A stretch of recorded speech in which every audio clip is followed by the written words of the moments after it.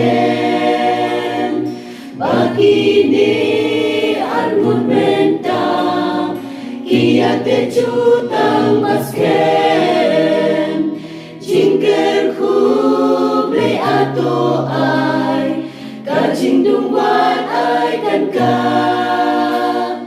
Kiyaro ya miklem wai Kat bajing im kadang sa Ngiyaro ungi ay mo Kijingker kumelate Tang yami kutray ni demi ay mo Buram ki bajrong tam Traya mingi arong yamingi mungi dem Kijingker kubakraw hadi melate se Yakraw tam yamingi arong Bayak kimila isne anay Traya mingi arong yamingi mungi dem Kijingker kubakraw hadi melate se Yati tunang kerku akrat Cimutang syamikin ay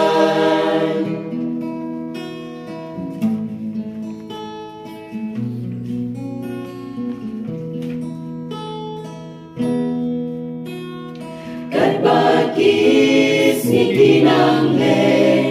Jingyait ay kanang hen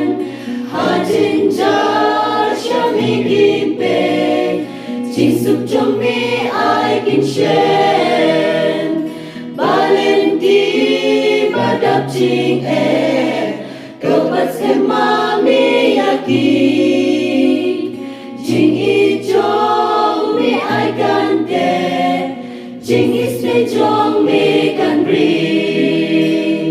Ngiyaro ungi ay ngu Kijingker kumelate Kutray ngidem ngi aymu Buram ki bajrong tam Raya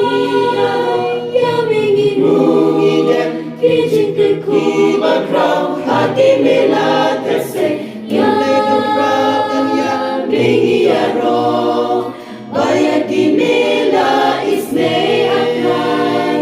Raya mingi arong yamingi mungi dem Kijingker kubakraw hati melate se Yaki tunang kerku akrat Cimutang syamikin ay